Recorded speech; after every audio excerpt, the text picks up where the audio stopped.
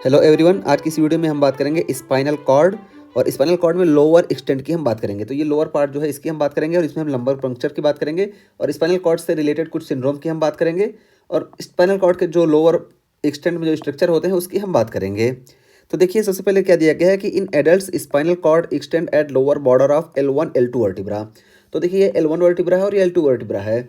तो एडल्ट्स में spinal cord lower border of L1 और L2 वर्टिब्रा तक एग्जिस्ट करती है। तो देखिए यहाँ तक है, तो ये lower border of L1 vertebra है, तो एडल्ट्स में lower border of L1 vertebra तक स्पाइनल कॉर्ड होती है।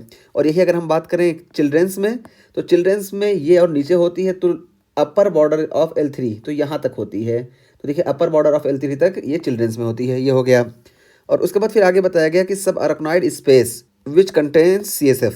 तो सब अरकनॉइड स्पेस जो कि CSF कंटेन करता है, हम पहले ही मेनिंजेस में बात कर चुके हैं, extend to lower border of S2 vertebra.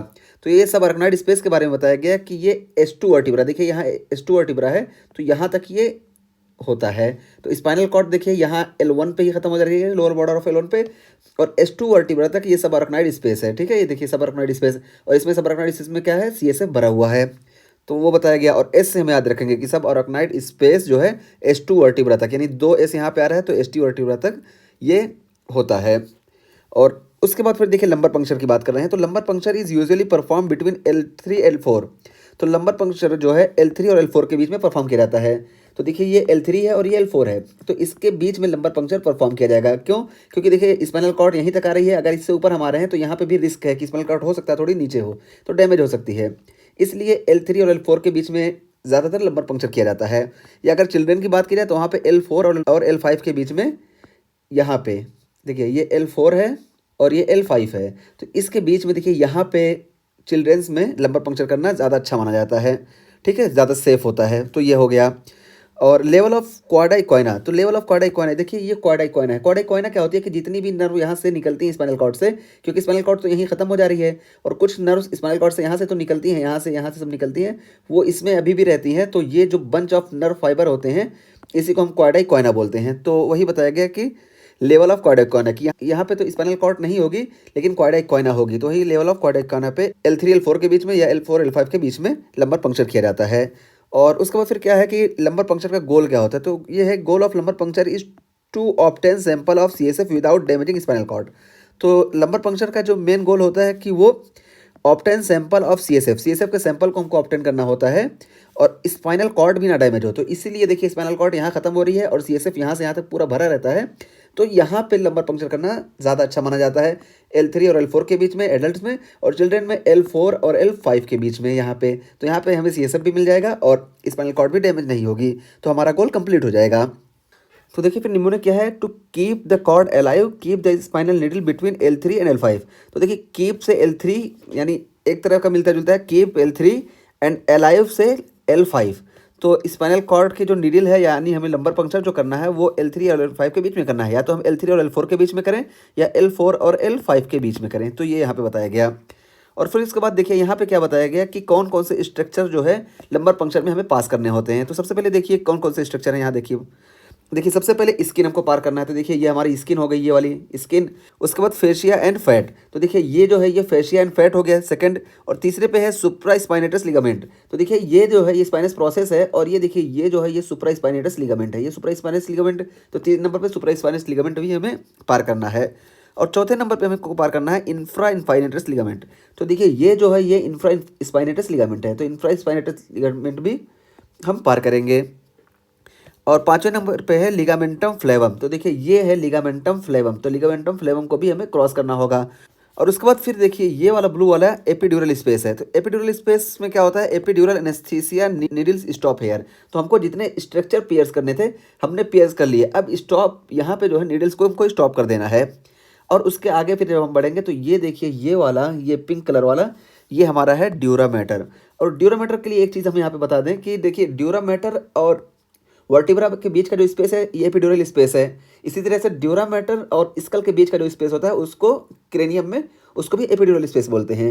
लेकिन फ़र्क क्या होता है कि स्कल में ड्यूरामेटर की 2 लेयर होती है और यहाँ पे स्पाइनल कॉर्ड में ड्यूरामेटर की सिर्फ एक ही लेयर होती है। ठीक है, ये फ़र्क हमें याद रखना है कि ड्यूरामेटर स्पाइनल कॉर्ड में सिर्फ एक लेयर की होती है और क्रेनियम में ये 2 लेयर की होती है, उसके बीच में ड्यूरल वेनस साइनस होता है क्रेनियल में। लेकिन स्पाइनल कॉर्ड में ऐसा कुछ नहीं होता है, सिर्फ एक ही लेयर होती है ड्यूरामेटर की। और उसके बाद फिर है एराक्नॉइड मैटर। अब देखिए जब हम ड्यूरामेटर से अंदर जाएंगे फिर हमें एराक्नॉइड मैटर मिलेगा। तो देखिए जो ग्रीन वाला है ये हमारा एराक्नॉइड मैटर है, ठीक है। यहाँ पे हम देखते हैं, ये देखिए ये ग्रीन वाला एराक्नॉइड मैटर है। और एराक्नॉइड मैटर के बाद जब हम अंदर जाएंगे तो देखिए सब एराक्नॉइड स्पेस। तो देखिए ये स्पाइनल कॉर्ड है और स्पाइनल कॉर्ड से बिल्कुल चिपका हुआ पाया मैटर होता है। और पाया मैटर के बाद फिर देखिए पाया मैटर और ये एराक्नॉइड मैटर ग्रीन वाला है, इन दोनों के बीच का देखिए ये पाया मैटर यहाँ पे है बिल्कुल चिपका हुआ स्पाइनल कॉर्ड से, और ये एराक्नॉइड मैटर है। और इसके बीच का जो स्पेस है इसको हम बोलते हैं सब एराक्नॉइड स्पेस, और इसमें सीएसएफ भरा हुआ होता है। तो देखिए सीएसएफ यहाँ तक भरा हुआ है और यहाँ पे आके स्पाइनल कॉर्ड एंड हो गई, तो यहाँ पे अगर हम पंक्चर करते हैं तो फौरन स्पाइनल कॉर्ड डैमेज होने का चांस होता है। इसी वजह से हम यहाँ पे ना करके हम यहाँ पे करते हैं कि देखिए यहाँ पे स्पाइनल कॉर्ड नहीं है, तो जब हम एराक्नॉइड मैटर के अंदर आएंगे तब भी यहाँ पे स्पाइनल कॉर्ड डैमेज होने का चांस नहीं रहेगा। तो ये हमारा मेन काम होता है, ठीक है। तो हम ये सब एराक्नॉइड स्पेस में हम आ गए और यहाँ से हम फ्लूइड को ले लेंगे, सीएसएफ को ले लेंगे, ठीक है। तो ये हो गया। और उसके बाद फिर वही यहाँ पे लिखा गया है कि सीएसएफ कलेक्शन अकर्स हेयर। तो सीएसएफ हम यहाँ से ले लेते हैं, हम यहाँ पे ना पंक्चर करके यहाँ पे क्यों करते हैं, तो हमारा गोल भी वही होता है और फिर यहाँ पे हम करते हैं इसीलिए, ठीक है। उसके बाद फिर कुछ एक्स्ट्रा चीज़ें हम देख लेते हैं इस स्ट्रक्चर में। तो देखिए ये कोनस मेडुलरिस, ये देखिए ये जो टर्मिनल पार्ट होता है स्पाइनल कॉर्ड का, ये देखिए ये टर्मिनल पार्ट, इसको हम बोलते हैं कोनस मेडुलरिस। और कोनस मेडुलरिस से देखिए कुछ नर्व यहाँ निकलती हैं और लंबर नर्व जो होती है वो ऐसे निकलती है और यूँ चली जाती है। तो अब कोनस मेडुलरिस की जब हम बात कर रहे हैं तो कोनस मेडुलरिस सिंड्रोम एक होता है। तो कोनस मेडुलरिस सिंड्रोम में क्या होता है कि यहाँ पे देखिए ये डैमेज हो जाता है, जिसकी वजह से यहाँ से जो नर्व ओरिजिनेट हो रही हैं वो कौन सी होती है, सैक्रल और कॉक्सिजियल। तो ये सैक्रल और कॉक्सिजियल नर्व यहाँ से ओरिजिनेट होती हैं, डैमेज हो जाएंगी। जबकि यहाँ से लंबर नर्व जो है ये देखिए ये साइड से ओरिजिनेट हो रही है, ये नहीं डैमेज होंगी। तो कोनस मेडुलरिस सिंड्रोम में सिर्फ सैक्रल और कॉक्सिजियल नर्व डैमेज होंगी। और ये देखिए ये क्वाइडा क्वाइना है। अब जितनी भी नर्व यहाँ से ओरिजिनेट होंगी ये सब देखिए इसमें आएंगी, ठीक है। इसमें जब आ गई तो ये क्वाइडा क्वाइना हो गया, तो इसमें आ गई तो इसको हम क्वाइडा क्वाइना बोले। अब क्वाइडा क्वाइना सिंड्रोम जब होगा तो ये सारी नर्व कंप्रेस हो जाएंगी, सारी नर्व में प्रॉब्लम आ जाएगी, जिसकी वजह से क्वाइडा क्वाइना सिंड्रोम में लंबर, सैक्रल और कॉक्सिजियल सब में हमें प्रॉब्लम देखने को मिलती है, ठीक है। ये चीज़ हो गई। और उसके बाद फिर देखिए ये कुछ एक्सटेंशन देख लेते हैं। तो देखिए यहाँ पे एक्सटेंशन की हम बात करें तो देखिए ये हमारा पाया मैटर है, ये देखिए पाया मैटर बिल्कुल इससे चिपका हुआ।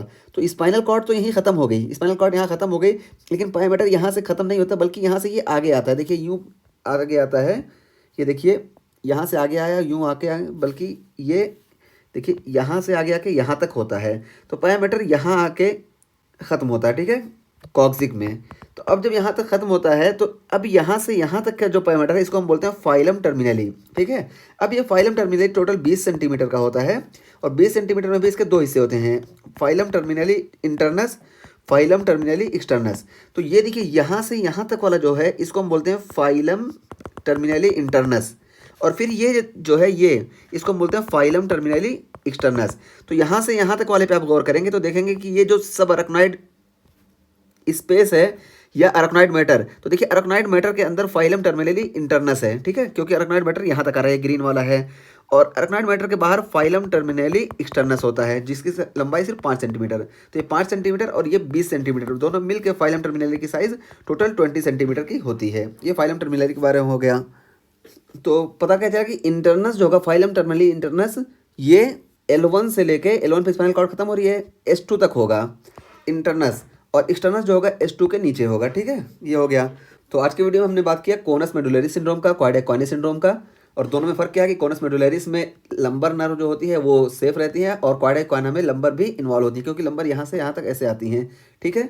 और उसके बाद हमने बात किया कि लंबर पंक्चर में हमको कौन कौन से लेयर से गुजरना पड़ता है, ये बात किया। और हमने बात किया कि स्पाइनल कॉर्ड कहाँ तक आती है और लंबर पंक्चर क्यों L3 L4 या L4 L5 के बीच में क्या रहता है, ये हमने बात किया। और हमने देखा कि एराक्नॉइड मैटर कहाँ तक होता है और ड्यूरामेटर कहाँ तक होता है, और हमने ड्यूरामेटर के डिफरेंस की बात की स्पाइनल कॉर्ड में और ब्रेन में, ठीक है। तो इस तरह से हमने पूरी बात कर ली।